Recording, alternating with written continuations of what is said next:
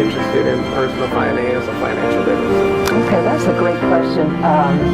It's a little bit roundabout in how I got involved in finance. I left D1 coaching to begin working for United Parcel Service. I had a chance to go into management with UPS. Gosh, that's been over 30 years ago now.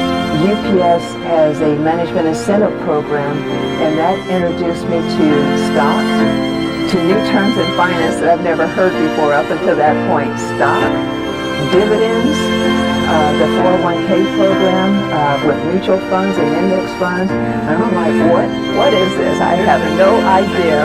And I also, in my early career with UPS, I worked in finance. Okay. And so that's where the passion for numbers and research came in. And then on the investing side, to understand what is a stock and what is a dividend, and my goodness, what is a mutual fund, and should I invest in this? Mm-hmm. Well, there's a funny story about me getting into the 401k. I was on the blacklist. Okay.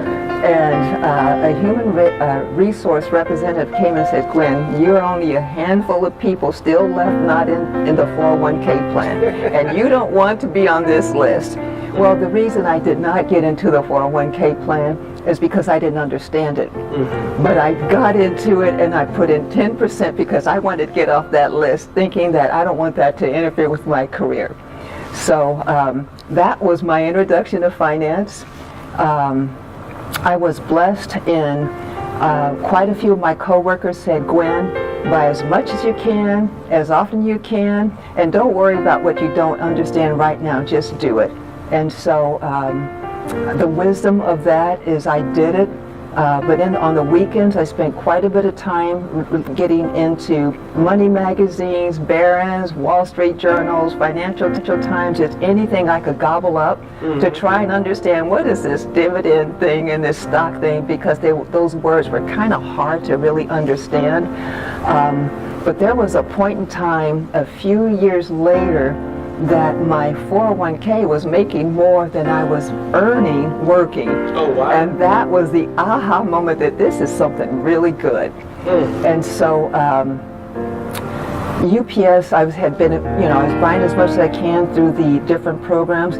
UPS went public. The announcement internally, 1998, they completed the public offering in 1999.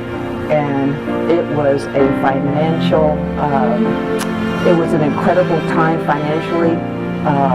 I made a lot of money at that point, not as much as some of my coworkers that had been with the company much longer, but that public offering created millionaires out of a lot of my coworkers. I was not a millionaire at the time, but it gave me quite a bit of money. I went back to school then to study finance, get my bachelor's degree in finance and a master's in economics. From there, I went on to work for Kimberly-Clark as a business analyst, Easton Bell Sports as a project manager in the finance department, and then they asked me to run a 125-person plant, and I ran that from a finance standpoint.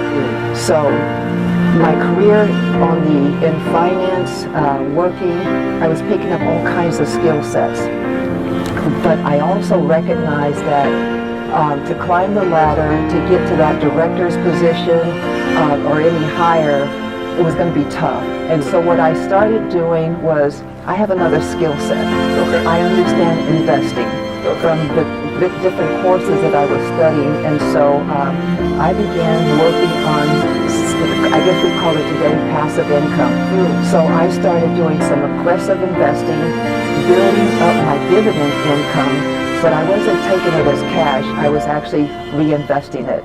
I didn't know at the time that that's called compounding, but I just kept buying stocks, General Electric, IBM, Procter & Gamble, some of those types of companies, UPS stock, and just reinvesting those dividends. And so fast forward, I was put in a position where I could retire early. Oh, wow. Now, you're using a lot of words that people that see this may not know, understand. For example, dividends, passive income, compounding interest. Okay, what is that? Okay, as simple as I can, when you own a share of stock, a company pays you, most companies that offer a dividend, every quarter, that stock is worth worth $1. Okay. And so for every share of stock you have, you get $1 per share. Okay. And that it comes in a form of a check, or you can reinvest it. Oh, okay. Okay, so that's what they call it, a dividend. So like a bond, for example, or a money market pays you interest. Okay. Stock pays you dividends. Okay, so if you say had $50 worth of stock, then every month or so they'll send you $50. And you- Not at, every. No, I'm not saying. Okay, I got you. But then whenever they send you a dividend, let me just use